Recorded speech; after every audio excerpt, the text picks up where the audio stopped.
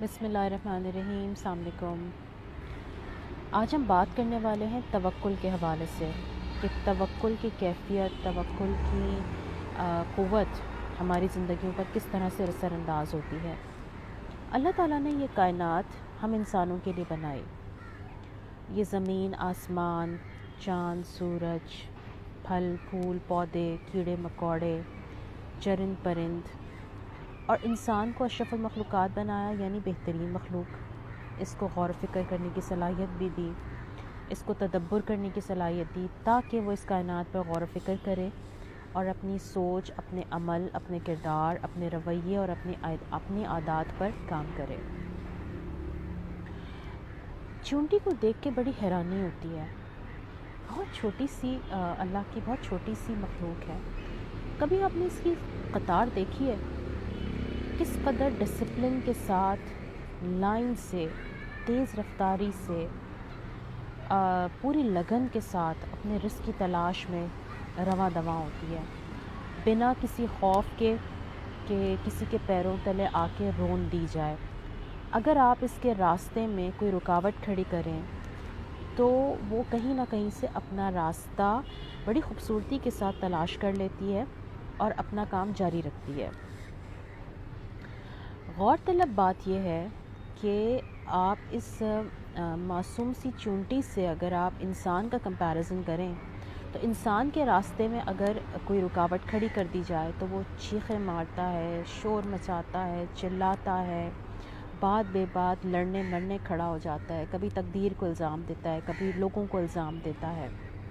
لیکن یہ چونٹی کبھی شور نہیں مچاتی، یہ اپنا کام جاری رکھتی ہے، اپنے منزل کی تلاش میں اپنا سفر جاری رکھتی ہے۔ سمجھنے کی بات یہ ہے کہ اللہ تعالیٰ جب کبھی ہمارے کسی راستے میں، کسی کام میں کوئی رکاوٹ، کوئی مشکل کھڑی کرتا ہے تو اس کے پیچھے کوئی نہ کوئی اس کی مصلحت ہوتی ہے، اس کے پیچھے کوئی نہ کوئی اس نے ہمارے لیے مستقبل قریب میں کوئی نہ کوئی ایسی آسانی رکھی ہوتی ہے جو ہمیں اس وقت نہیں نظر آ رہی ہوتی۔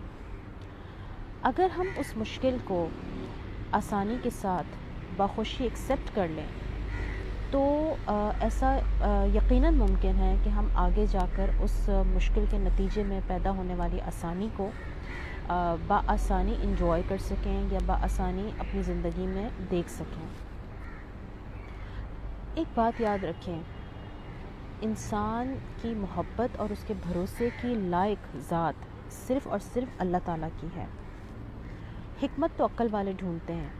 جب ہمارا ایمان اللہ کی ذات پر یقین مکمل ہوتا ہے، بھروسہ مکمل ہوتا ہے، تو اگر ہمیں اس کے پیچھے، اس مشکل کے پیچھے کوئی حکمت نہ بھی سمجھ میں آئے تو انسان یہ سوچ کر مطمئن ہو جاتا ہے کہ جو کچھ ہوا ہے یہ میرے رب کی رضا سے ہوا ہے، یقیناً اس میں اللہ تعالیٰ نے میرے لیے کوئی نہ کوئی بھلائی رکھی ہے۔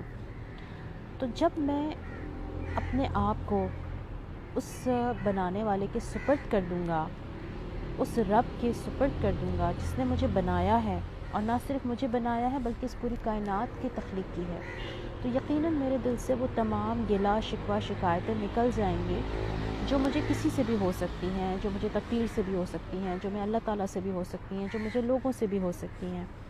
کیونکہ یاد رکھیں، اس شکوہ شکایت سے یا تقدیر کا رونا رونے سے تقدیر کبھی نہیں بدلتی۔ جب انسان کوشش کرتا ہے، محنت کرتا ہے، اللہ پہ بھروسہ رکھتے ہوئے آگے بڑھتا ہے تو اللہ تعالیٰ انسان کو اس کے اچھے انجام کی طرف ضرور لے کے جاتا ہے۔ آسانیاں ایک دن میں کبھی نہیں ملتی، کامیابیاں ایک دن میں کبھی نہیں ملتی، اس میں وقت لگتا ہے۔ اپنی کوششیں جاری رکھیں، اپنی زندگی کو بہتر بنائیں، اپنی مورل ویلیوز پر کام کریں، اپنی سوچ، اپنے رویے اور اپنی عادتوں پر کام کیجیے۔ تھینک یو سو مچ۔ السلام علیکم۔